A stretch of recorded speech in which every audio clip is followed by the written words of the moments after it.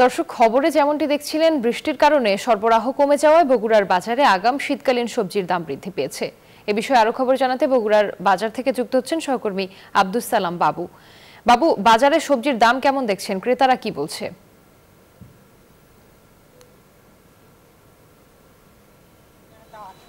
গত সপ্তাহের তুলনায় আজকে বাজারের দাম কিন্তু বেশ বেড়েছে এবং প্রতি কেজি সবজিতে 5 থেকে 10 টাকা পর্যন্ত বেড়েছে। আর কাঁচা মরিচের দামটা আরও অস্বাভাবিক বেড়েছে।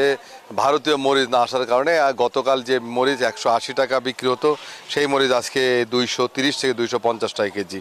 পাশাপাশি পটল, সিম, ঢেঁড়স, ঝিঙ্গা সহ সবগুলো সবজিতেই 5 থেকে 10 টাকা বেড়েছে। ব্যবসায়ীরা আমাদেরকে জানিয়েছেন যে বৃষ্টি এবং খরা দুটোর কারণেই কিন্তু তাদের উৎপাদন কমেছে। হঠাৎ বৃষ্টি হচ্ছে, যার কারণে উৎপাদন কম এবং কৃষক তাদের উৎপাদিত সবজি বাজারে নিয়ে আসতেছে না। যে পটল 30 থেকে 35 টাকা পাইকারি ছিল, সেটা খুচরা বাজারে 40 টাকা, আজকে কিন্তু সেটা খুচরা বাজারে 45 থেকে 50 টাকা। আবার ঢেঁড়স যেটা 30 থেকে 40 টাকা ছিল, সেটা 50 থেকে 60 টাকা এবং 80 টাকা পর্যন্ত খুচরা বাজারে বিক্রি করছে। ঝিঙ্গার বেলাতেও একই অবস্থা। বাজারে শীতকালীন আগাম সবজি, ফুলকপি, বাঁধাকপি, সিম এসেছে। আমরা একটু কথা বলবো এখানকার দোকানের সাথে। আসলে জিনিসপত্রের দাম কেন বেশি, গত সপ্তাহের চাইতে কেন বেশি, সেটা একটু জানান তো। মানে সিঙ্গা আজকে পুল 45 কিনে 50 দিচ্ছি, বেগুন 70 কিনে 80 দিচ্ছি, আপনার হচ্ছে ঢেঁড়স 50 কিনে 60 দিচ্ছি, বাঁধাকপি 80 কিনে 90 দিচ্ছি, ঝিঙ্গা 60 কিনে 70 দিচ্ছি। আগে দাম বেশি, মানে অনেক, মানে মিডিয়ামের মধ্যে আছে, মানে অনেক দাম, মানে দাম বাড়েনি, পাশে মিডিয়ামের মধ্যে আল্লাহর রহমত ইনকা আছে। পার কেজি সিঙ্গা আপনার ঝিঙ্গা 50 ছিল, কি আপনার 10 টাকা দিতে পারছে। বেগুন 60 টাকা ছিল, মানে 70, মানে 10 টাকা দিতে পারছে।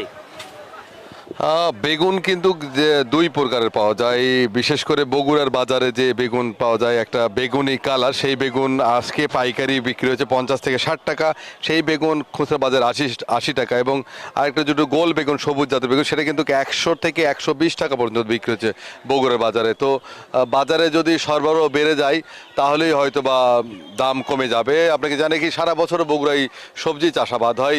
এই মৌসুমে, গ্রীষ্মকালীন যে মৌসুম 15 অক্টোবর শেষ হবে, সেই মৌসুমে 10,000 হেক্টর জমিতে সবজি চাষাবাদ হয়েছে এবং আগামী শীতকালীন মৌসুমেও 10,000 বেশি হেক্টর জমিতে সবজি চাষাবাদ হবে। সব মিলে 4 লাখ মেট্রিক টন সবজি উৎপাদন হয় বগুড়ায়, শস্য ভাণ্ডার খ্যাত বগুড়া জেলায়। তারপরেও সবজির দাম বেড়েছে, সরবরাহ কম থাকায়। সরবরাহ স্বাভাবিক হলে দাম কমে যাবে। এই ছিল বগুড়াতে সর্বশেষ। ফিরে যাবে স্টুডিওতে।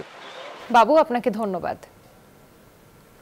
শেরপুরে বেড়েছে মালচিং পদ্ধতিতে সবজি চাষাবাদ।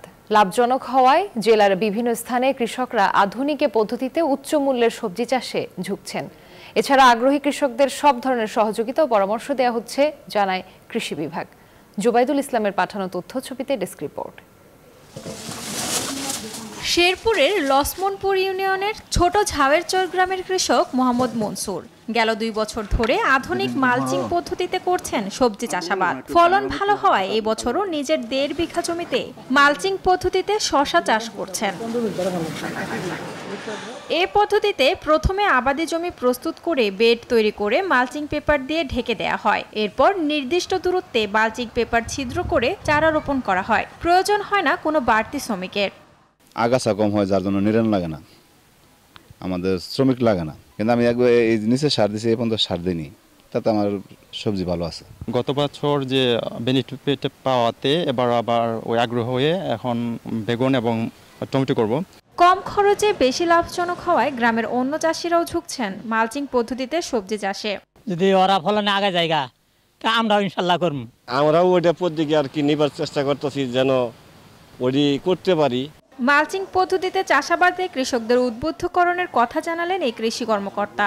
এখানকার কৃষকরা শসা, কাঁচামরিচ, টমেটো, বেগুন, বিভিন্ন শাকসবজি মালচিং পদ্ধতিতে এখন করছে। আমরা বিভিন্ন আমাদের ইউনিয়নে আমাদের যে উপসহকারী কৃষি কর্মকর্তাগণ আছেন, তারা মালচিংয়ের উপকারিতা বোঝাচ্ছেন।